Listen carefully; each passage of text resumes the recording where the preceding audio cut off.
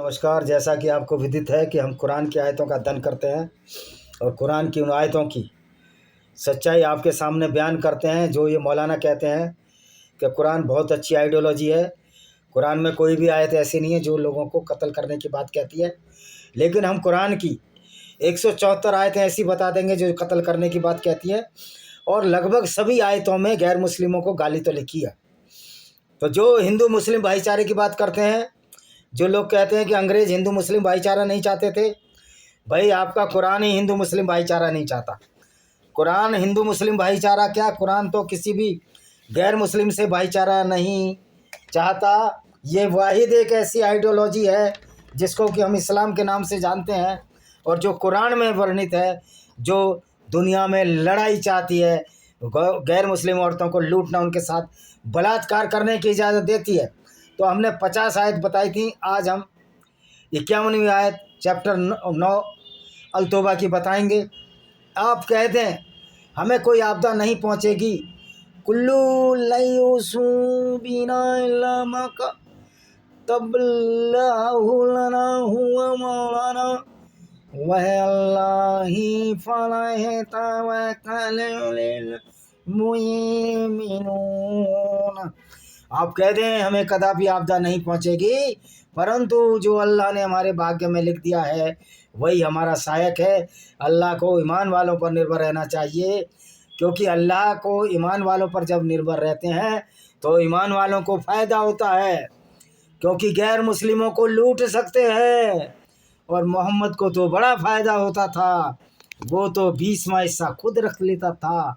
ये लुटेरा नबी जो औरतों को लूटता रहा, भाइयों बहनों, औरतों के साथ बलात्कार करवाता रहा। और ये हमारे नरेंद्र मोदी को पता नहीं है, ये उसी इस्लामी टोपी को पहनने के लिए कहीं भी पहुंच जाएंगे। कांग्रेस के लोग भी और सारे पॉलिटिशियन लोग, इन्होंने ना कुरान पढ़ा है, कुरान की ABCD नहीं जानते, लेकिन तारीफ करेंगे सबका साथ सबका विकास। अरे जब इस्लाम ही नहीं कहता सबका साथ सबका विश्वास, तो तुम होते कौन हो? तुम क्या उनके इस्लाम के अल्लाह से बड़े हो? मुसलमान की जो कुरान है, तुम्हारी उसकी नज़र में तुम्हारी कोई औकात नहीं है। मोदी जी हो चाहे मैं हूँ, जो भी गैर मुस्लिम है, वो तो अल्लाह पर निर्भर रहेंगे, क्योंकि अल्लाह के नाम में जो मोहम्मद ने लूट मचाई, और किसी आइडियोलॉजी में तो इस लूट की संभावना ही नहीं है, क्योंकि सनातन वैदिक धर्म तो कहता है वसुदेव कुटुंबकम। अच्छा जी, 52वीं आयत, आप उनसे कह दो तुम हमारे बारे में जिसकी प्रतीक्षा कर रहे हो वह यही है, हमें 2 भलाइयों में से एक मिल जाए, और हम तुम्हारे बारे में इसकी प्रतीक्षा कर रहे हैं। अल्लाह तुम्हें अपने पास से यातना देता है। अब ये कैसा अल्लाह है जो दुनिया को यातना देता है? सिर्फ गैर मुस्लिमों को यातना देता है, उनकी औरतें लुटवाने की भी आज्ञा देता है, उनको कत्ल कराने की आज्ञा देता है। या हमारे हाथों से तो तुम प्रतीक्षा करो, हम भी तुम्हारे साथ प्रतीक्षा कर रहे हैं। कह रहा तुम प्रतीक्षा करो, हम भी तुम्हारे साथ प्रतीक्षा कर रहे हैं। अरे करते रहो प्रतीक्षा, लेकिन ये तो कन्फर्म है कि तुम्हारा अल्लाह एक ऐसा पैगंबर भेजा जो आखिरी पैगंबर कहा जाता है, जो काफिले लूटता था, औरतों को लूट कर बाजारों में बेच देता था। ये है तुम्हारे मोहम्मद कैरेक्टर, मोहम्मद का कैरेक्टर, और तुम उसी की आराधना करते हो, तुम उसी को अच्छा मानकर चलते हो, तो तुम क्या अच्छे हो सकते हो? एक मुसलमान कदापि अच्छा नहीं हो सकता अगर वो इस्लाम पर चलता है। आप मुनाफिकों से या गैर मुस्लिमों से कह दो तुम स्वेच्छा दान करो अथवा अनिच्छा, तुमसे कदापि स्वीकार नहीं किया जाएगा। आप मुनाफिकों से बोल दो जो इस्लाम को ग्रहण करके फिर छोड़ देते हैं कि तुम्हारा दान अल्लाह स्वीकार नहीं करेगा। अरे जिन्होंने इस्लाम छोड़ दिया उनका दान स्वीकार करने का मतलब नहीं है, क्योंकि अल्लाह ने तो मुसलमानों को खुली छूट दे दी है लूट की। मोहम्मद भी लूटा करते थे, उसके बाद अहमद शाह अहमद अली, जितने मुसलमान इन्वेडर्स आए उन्होंने पूरी दुनिया में लूट मचाई, तबाही मचाई। 20% हिस्सा मोहम्मद लेता था, लेकिन जब अहमद शाह अब्दाली आया तो मोहम्मद तो जिंदा था नहीं, तब उसको किसने हिस्सा दिया? किसको हिस्सा दिया? तो भाई अल्लाह को क्या ज़रूरत है हमारे दान की? अल्लाह तो खुद लुटेरों की फौज बना रखी है, जिनको आप ईमान वाला कहते हो, और हम जिनको मुसलमान कहते हैं देसी भाषा में। तो ये कैसा अल्लाह है जो मुसलमानों को लुटेरा बना दिया? और उनके दाने स्वीकार न किए जाने का कारण इसके सिवा कुछ नहीं है कि उन्होंने अल्लाह और उनके रसूल के साथ कुफ्र किया है। वे नमाज के लिए आलसी होकर आते हैं और दान भी करते हैं, कह रहा वो कुफ्र करते हैं अल्लाह के ला। मैं तो कहता हूँ अल्लाह के खिवा कुफ्र नहीं, अल्लाह तो इतना नीच प्रवृत्ति का व्यक्ति है जो दुनिया बनाने का दावा करता है और लोगों को कत्लो गारत के लिए उकसाता है। अतः आपको उनके धन और उनकी संतान चकित न करें। अल्लाह तो यही चाहता है उन्हें उनके द्वारा सांसारिक जीवन में यातना दे, उनके प्राण इस दिशा में निकले वो काफिर हों। वो कहता है कि अल्लाह चाहता ही है कि वो काफिर रहें। जब अल्लाह काफिर चाहता है तो क्यों अल्लाह का दिमाग खराब हो गया है? अल्लाह पागल है? फिर ये कहता है कि पूरी दुनिया में इस्लाम फैलाओ, तलवार निकल पड़ो और जो मुसलमान ना बने उनको कत्ल कर दो, वो वाजिब कत्ल है। यानी कि अल्लाह का तो अगर अल्लाह आज की दुनिया में कोई इंसान होता तो मैं ज़रूर उसको पागलों के डॉक्टर के पास भेजता और पैगंबर को भी पागलों के डॉक्टर के पास भेजता कि जाओ इनको चेक करो इनका क्या दिमाग है। एक तरफ तो कहते हैं अल्लाह चाहता है यातना दें, दूसरी तरफ कहता है कि मुसलमान बन जाओ यातना से बच जाओगे। अगली आयत, वे मुनाफिक अल्लाह की शपथ लेकर कहते हैं वो तुम में से हैं जबकि तुम में से नहीं है। भयभीत लोग हैं। देखो भयभीत कौन है? हर आदमी गुंडे बदमाश लुच्चे लफंगे से डरता है। और उस समय मोहम्मद काफिले लूटते थे, लोगों के साथ बलात्कार करते थे, उनकी औरतों को बाज़ारों में बेच देते थे। तो उस समय जब इस्लाम की तलवार थी, इस्लाम अरोज पर था, अपने प्रभाव में था, ताकत में था, आर्मी भाव में था, तो ये सारी लूटपाट, औरतों को लूटना, बलात्कार 20वां हिस्सा 20% मोहम्मद 5वां हिस्सा लूट कर रखना चलता था। लेकिन अब अल्लाह और मोहम्मद की झूठ और पाखंड का सिरा जब कर चुका है, आज मुसलमान 20 करोड़ लोग इस्लाम इसलिए छोड़ चुके हैं कि झूठा फ्रॉड का जो माया जाल मोहम्मद ने रचा, आज उसकी पोल खुल रही है कि दुनिया को बनाने वाला अल्लाह ये कैसे कह सकता है कि नॉन मुस्लिम गंदे हैं, पोटी जितने गंदे हैं, इनको कत्ल करो, इनकी औरतों को बाज़ारों में बेचो, इनके साथ बलात्कार करो तो आपको जन्नत मिलेगी, स्वर्ग मिलेगी। यानी कि LIC में जितने गुण हैं उससे ज़्यादा गुण अल्लाह की पॉलिसी में। वो अलग बात है, अल्लाह की पॉलिसी की कोई गारंटी नहीं है, LIC की गारंटी है, क्योंकि झूठ और फ्रॉड है ये। यदि कोई शरणगार गुफा या प्रवेश स्थान पा जाएं तो उसकी ओर भागते हुए फिरे जाएंगे। भाई जब तुम पीछे मारते थे, उनको कत्ल करते थे तो लोग डरते थे, इसलिए वो गुफा में छिप जाते थे। आज भी बहुत सारे लोग मुसलमानों द्वारा हलाक किए जा रहे हैं। तो ये इस्लामी गुंडागर्दी चल रही है। मुझे आश्चर्य है कि इस आतंकवाद के खिलाफ हर व्यक्ति को हथियार उठाना पड़ेगा, हर गैर मुस्लिम को हथियार उठाना पड़ेगा, नहीं ये चलते पड़ते इस्लामी राक्षस आपको ख़त्म कर देंगे। वैसे अब ये ख़त्म करने वाले नहीं हैं, क्योंकि एक इस मिसाइल मारो 1000 ये इस्लामिक आतंकवादी हुरों के पास पहुंचा देते हैं, और इजराइल के पास और भारत के पास, सारे नॉन इस्लामिक कंट्रियों के पास ऐसी मिसाइलों की कमी नहीं है। मैं तो पाकिस्तान के मुसलमान भाइयों से भी कहता हूं कि आप ऐसे आदमी को पैगंबर मान रहे हो जो लुटेरा और बलात्कारी था, काफिले लूटता था। क्या आपने कुरान और हदीसों को नहीं पढ़ा? अनुवाद के साथ पढ़ो, सारे अनुवाद आपके इसमें मौजूद हैं आजकल तो इंटरनेट पर, जिससे कि मौलाना आपको बहका ना सकें। क्या ही अच्छा होता यदि वे उससे प्रसन्न हो जाते जो उन्हें अल्लाह उसके रसूल ने दिया है, और कहते कि हमारे लिए अल्लाह काफ़ी है, हम अपने अनुग्रह से बहुत कुछ प्रदान करेगा, उसके रसूल भी हम तो उसी को। अब होता क्या था, मोहम्मद का ये आयत उतरी है जब मोहम्मद लूट मचाता था, सारा हिस्सा खुद रख लेता था, लोगों ने शोर मचाया कि मेहनत तो हम करते हैं, ये मोहम्मद सारा हिस्सा रख लेता था 99%, थोड़ा बहुत हमको दे देता है, और सबसे खूबसूरत लड़की के साथ ये बलात्कार करता है, इंटरकोर्स करता है, और हम जो नौजवान हैं हमको बुढ़ी बुढ़ी औरतें मिलती हैं, ये तीन की लड़ाई। तो मोहम्मद ने कह दिया भाई 20% आपको मिलेगा। तो मोहम्मद तो लुटेरों का सरदार था।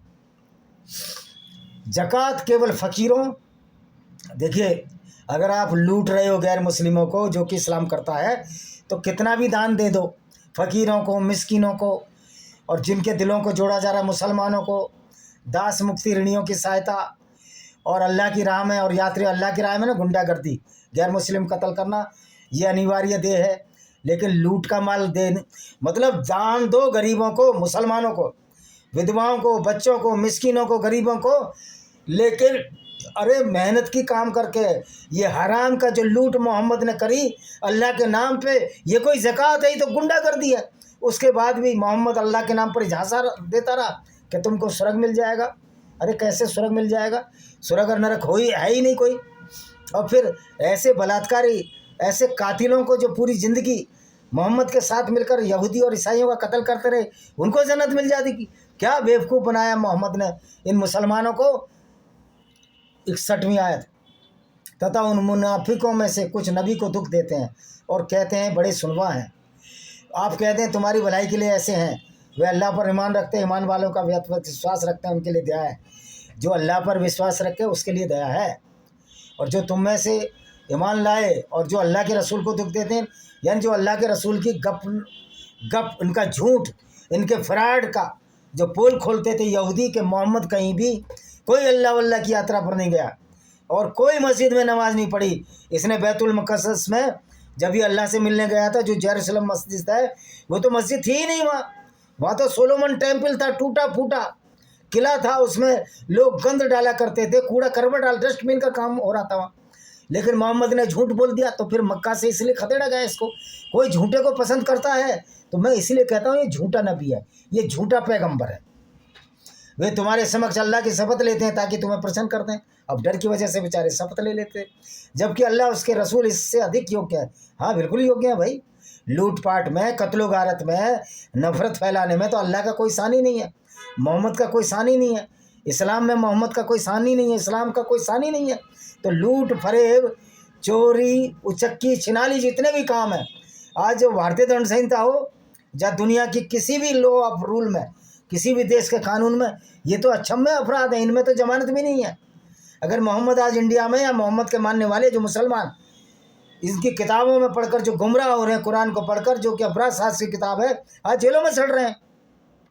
लेकिन भारत में भी 2 करोड़ मुसलमान अब इस बात को जान चुके हैं कि ये इस्लाम की गुंडागर्दी को हमें छोड़ना है, हमें अच्छा इंसान बनना है, हमें उसी आइडियोलॉजी की तरफ लौटना है जो ये कहती है वसुदेव कुटुंबकम। 63वां, क्या वे नहीं जानते अल्लाह और उसके रसूल का विरोध करता है उनके लिए नरक की अग्नि है जिसमें सदावासी होंगे। ये बहुत बड़ा अपमान है। अरे भाई कहीं ना कोई नरक है। दूसरी बात, जो अल्लाह लुटेरा हो, कातिल हो, काफिले लूटता रहा हो, तो उसका क्या विरोध, उसका तो विरोध करना ही चाहिए, इस्लाम का विरोध करना ही चाहिए।